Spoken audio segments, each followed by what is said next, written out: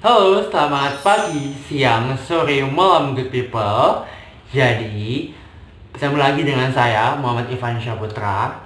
Jadi di video kali ini, aku bakal ngasih tahu ke kalian tentang sebuah bakteri yang dikirim oleh Tuhan dalam tubuh kita.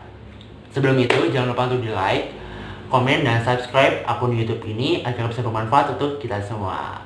Stay tune!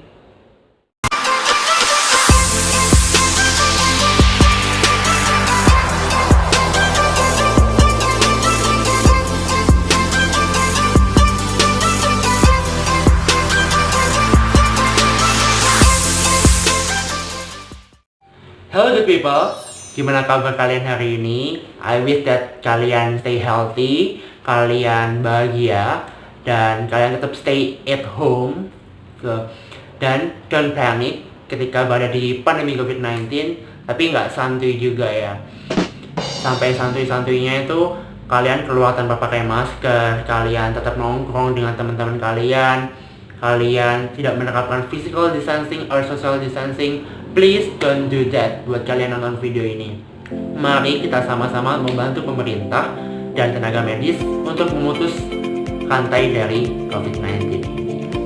But anyway, di video ini aku gak bakal bahas tentang COVID-19 because I know kalian bakal bosan banget ketika kalian buka YouTube atau nonton TV, kalian melihat tentang berita tentang COVID-19. Di video kali ini aku bakal bahas tentang sebuah bakteri yang dikirim oleh Tuhan dalam tubuh kita. Jadi dalam tubuh kita ini terdapat sebuah bakteri, di mana bakteri ini dapat memberikan suatu fungsi yang baik dalam tubuh kita. Bakteri apa itu? Ya benar banget, Escherichia coli. Kali ini di video kali ini kita akan bahas tentang apa sih bakteri E. coli itu dan berbahaya nggak sih dan penjagaannya seperti apa. Welcome to Speaking, Hearing, and Sharing Session.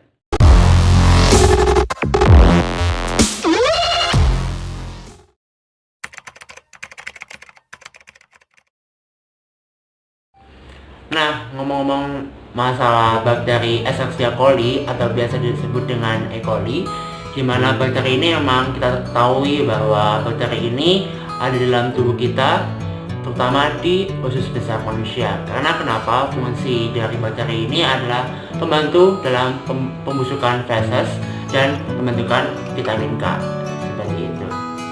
Oke, dilihat dari namanya Escherichia coli, di mana Escherichia adalah genusnya dan coli adalah penduduk spesies. Dan biasanya pada genus ini namanya diambil dari entah ditemukan pertama kali ataupun nama penemunya. Dan kebetulan dari Escherichia coli ini yang penemunya adalah Bapak Theodore Escherichia. Ini aku bakal tulis. Nah, Bapak ini menemukan bakteri E. coli ini dalam tubuh kita, dalam lebih spesifiknya bahwa di usus besar ya, seperti itu. Nah, kalian tahu nggak sih bahwa bagaimana sih bentuk dari bakteri ini dan strukturnya bagaimana? Ini dia bakterinya. Nah, udah lihat kan? Itu adalah sekilas tentang gambar dari bakteri E. coli. Dan unik ya bakterinya, karena bakterinya berwarna merah gitu nggak sih?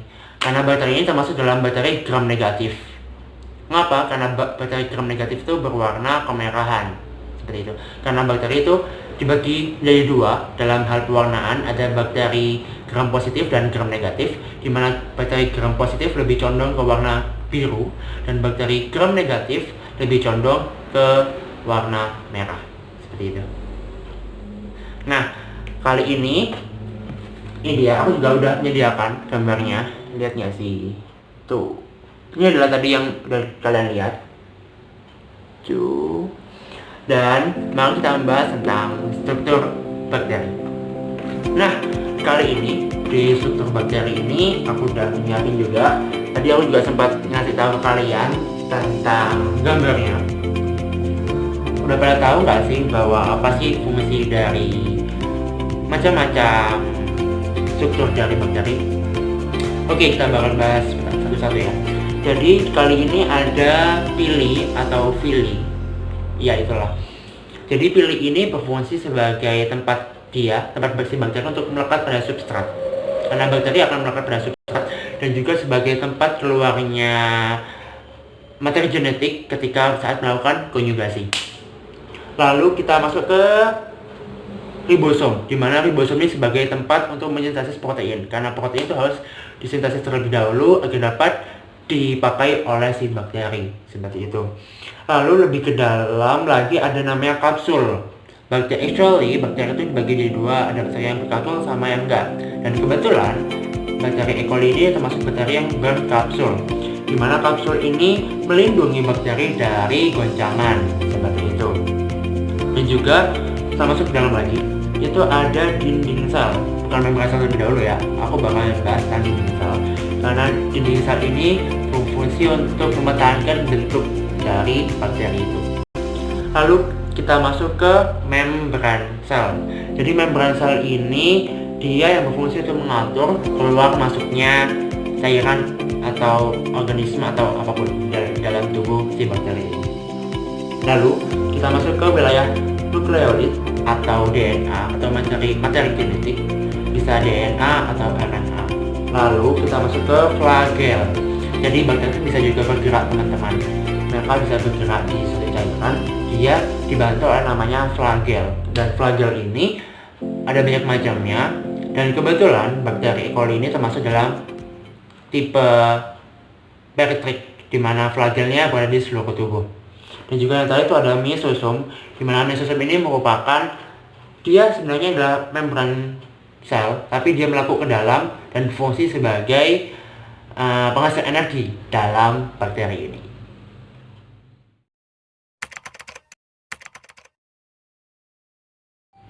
Oke, setelah kalian tadi telah mengenal apa itu bakteri E. coli dan struktur bakteri E. coli.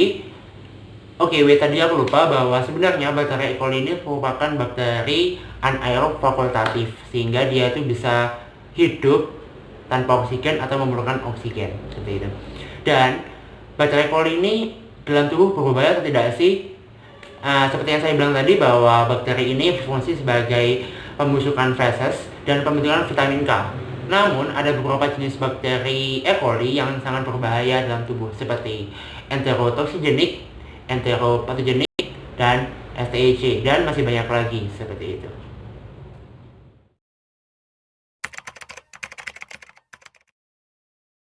Oke, bicara bagaimana bisa bakteri jahat dari E. coli ini masuk dalam tubuh kita, saya bagi menjadi dua, yaitu dengan dari makanan atau minuman terkontaminasi atau kontak langsung dengan bakteri E. coli yang jahat tersebut.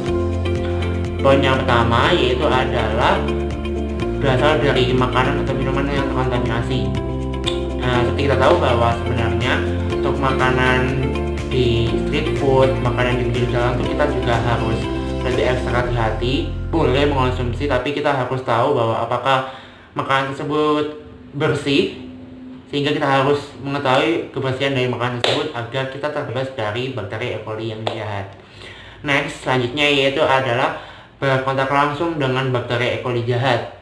Biasanya bakteri ini terdapat pada bulu-bulu binatang ataupun di luar sana, di tanah ataupun di tempat yang kotor. Terkadang ketika kita memegang hewan peliharaan kita, atau ketika kita bermain tanah atau sedang berkebun, kita lupa mencuci tangan kita dengan air bersih dan sabun, maka bakteri itu dapat melekat pada kuku kita. Misalnya kuku kalian belum potong lalu kalian makan gitu, atau misalnya kalian sudah mencuci tangan dengan bersih tapi kuku kalian panjang dan bakteri tersebut masih ada dalam kuku kalian, itu bakal bisa membuat bakteri E. coli masuk dalam tubuh kalian.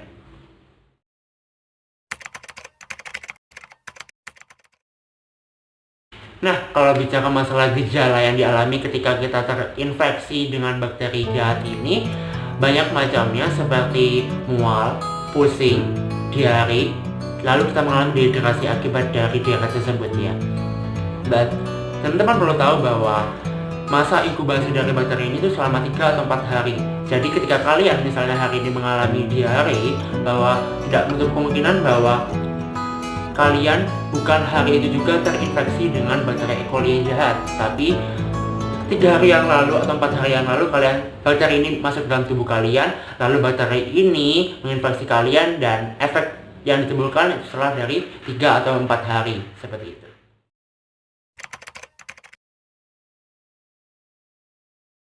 Bicara masalah pengobatan, jadi Tuhan telah melengkapi diri kita dengan benteng pertahanan terhadap suatu penyakit yang namanya antibodi. Kita sebut saja diare ya, karena salah satu gejala yang ditimbulkan oleh infeksi bakteri E. coli adalah diare. Nah, ketika kita diare, maka diare ini akan sembuh dengan sendirinya dalam waktu 3-4 hari. Seperti itu. Ada yang bilang 2-3. Nah, bakteri ini dapat sembuh dengan sendirinya ketika kita istirahat yang cukup, mengonsumsi makanan yang sehat, bersih, dan juga kita harus menenangkan pikiran. Seperti itu, kita harus relax, kita harus santai. Nah, tapi ada beberapa kondisi ini yang kalian mengharuskan kalian untuk pergi ke dokter gitu loh. Jadi buat teman-teman, ketika kalian mengalami suatu gejala diare ataupun batuk, pilek, sebisa mungkin jangan langsung pergi ke dokter, tapi kalian untuk sempatkan istirahat yang cukup, mengonsumsi makanan yang sehat, maka tubuh akan sembuh dengan sendirinya. Namun jika gejala ini berkepanjangan, maka kalian patut untuk pergi ke dokter, karena dokter akan memberikan penanganan yang tepat. Seperti kalau kita terinfeksi sebuah bakteri, pasti dokter akan memberikan antibiotik. Kalau kita terinfeksi dengan virus, maka dokter akan memberikan antivirus. Nah, ketika kita terpapar dengan bakteri STEC, otomatis kita akan mengalami diare, maka dokter tidak akan memberikan antibiotik. Mengapa? Karena beberapa penelitian mengemukakan bahwa jika bakteri STEC ini diberikan antibiotik, maka akan memperbanyak bakteri tersebut, sehingga dokter itu akan memberikan pengobatan yang tepat untuk mengatasi diare kita. Seperti itu.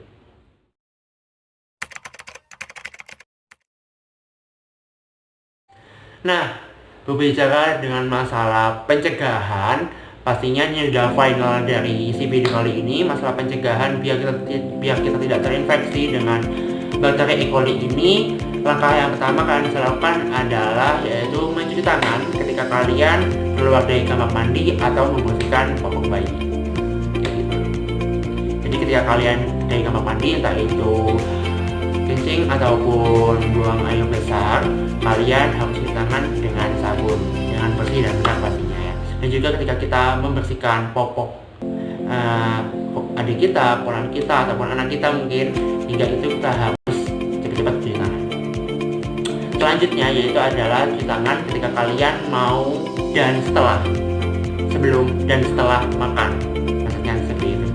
Jadi ketika kita sebelum makan kita harus cuci tangan, meskipun kita menggunakan alat makan ya seperti sendok, sumpit ataupun yang lain, kita tetap harus cuci tangan. Setelah itu kita juga harus cuci tangan juga demi menjaga kebersihan diri. Selanjutnya yaitu adalah mencuci tangan lagi ketika kalian berinteraksi dengan hewan atau berinteraksi di lingkungan yang memiliki banyak hewannya, seperti kayak kebun binatang ataupun kandang hewan. Karena kita nggak tahu kan hewan tersebut terpapar oleh bakteri ataupun kuman-kuman apa, jadi kita lebih baiknya untuk cuci tangan. Dan yang terakhir yaitu adalah ketika kita mengonsumsi daging, pastikan kematangannya yang pas, seperti itu. Kalau kalian lebih suka daging yang mungkin setengah matang ataupun tidak terlalu matang, oke, tapi kalian juga harus lebih memperhatikan dari kebersihan dari daging tersebut. Langkah-langkah lebih amannya ketika kalian mengetahui kematangan yang pas dari daging tersebut, sehingga bakteri atau kuman yang ada dalam daging tersebut bisa mati ataupun hilang. Oke good people, terima kasih buat kalian yang udah nonton video ini dari awal sampai akhir. Please like dan komen tentang video aku dari awal sampai akhir. Semoga kalian bisa mendapatkan banyak ilmu dan pengetahuan dari video aku ini. Dan kalian boleh banget untuk mengkomen ataupun memberikan saran atau komentar dari video aku. Mungkin ada beberapa penjelasan yang mungkin aku sedikit keliru, kalian boleh membenarkan banget atau mengubahkan bahan ajar aku ke depannya. Dan juga jangan lupa untuk di subscribe dari akun YouTube ini dan share video ini ke teman kalian, keluarga kalian, saudara kalian, ataupun ke seluruh manusia yang ada di bumi ini. Sekian dari saya. Goodbye good people. Thank you for watching.